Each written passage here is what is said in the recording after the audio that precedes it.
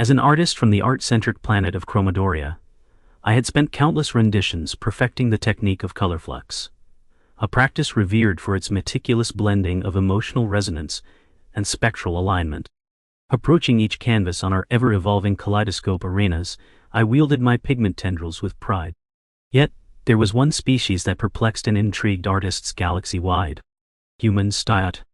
This curiosity had become impossible to ignore, particularly after my friend Kuvira had returned from attending an interstellar exhibition, with tales of human painters creating pieces for reasons unknown.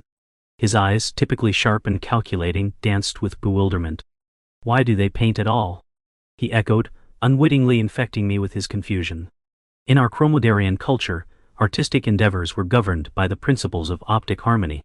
It was assumed that all creations must balance the tenets of symmetry, luminance, and emotive correlation.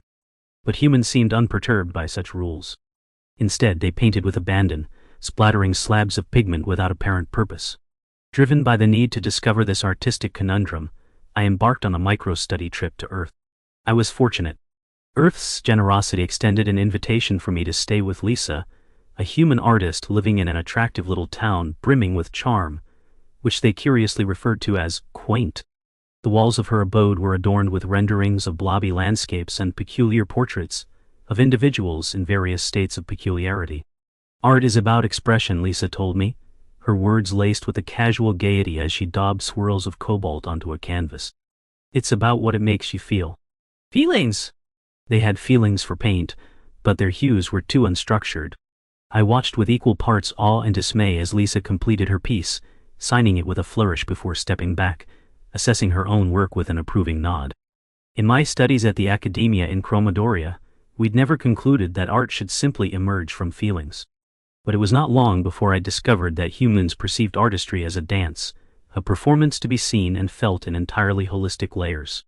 I spent days observing Lisa's creative process, noting her use of brushes, an innovation I found oddly quaint, and at times her open childhood-like enthusiasm for finger painting. Thoughts rattled in my mind. Why was it that she often took steps backward to view her progress, rather than adhere to a strict discipline of proximity and precision as we did? Eager to decode the essence of her technique, we visited an art exhibit at a place aptly named the Gallery. It was an odd repository where countless humans congregated to either praise or scrutinize the state of paintings that varied in both coherence and abstraction. "What do you see?" Lisa asked me as she gestured expansively at a landscape detailed in erratic strokes of brilliant orange and melancholic blues. This amalgamation was, as far as I could see, in visible discord with Chromadorian principles. "What indeed?" I replied, intrigued by the intense display of pigment clashing onto the canvas. There was no adherence to color flux principles. The emotional resonance seemed almost accidental. A group of humans approached, making sounds of approval that I could only interpret as pleasure. But as they debated its value, words such as deconstruction, postmodern, and existential surfaced in their discourse. These concepts swirled about without adhering to the canvas, making this mere mortal procedure all the more enigmatic. Baffled but curious, I returned to Lisa's studio and endeavored to mimic what I had observed, allowing my tendrils to clasp this human contraption called a brush.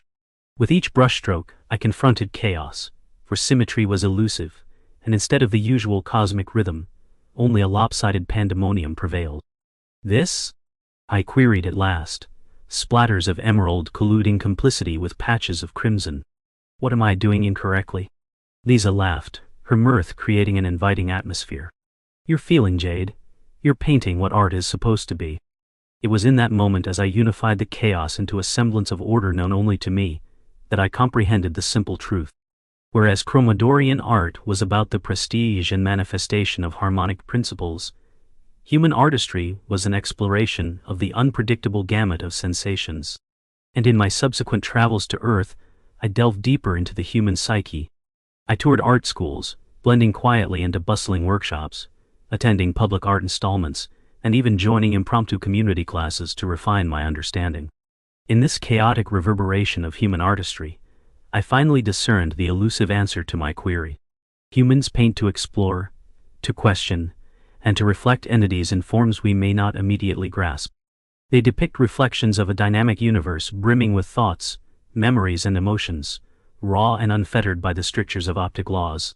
Back on Chromadoria, I hold exhibitions of my human-inspired chaos, a technique that fuses traditional Chromodarian rigidness with Earth's unpredictable creativity, welcoming admiration and consternation alike. And whenever I'm asked, inevitably, why I choose this human method, I say, because humans paint to understand and to connect, not just amongst themselves, but universally. By embracing their chaos, I have expanded the very definition of art itself. Indeed, the rigid had learned to embrace delightfully unpredictable curiosities, all thanks to human art. And the universe, I realized, was a far grander canvas than previously imagined.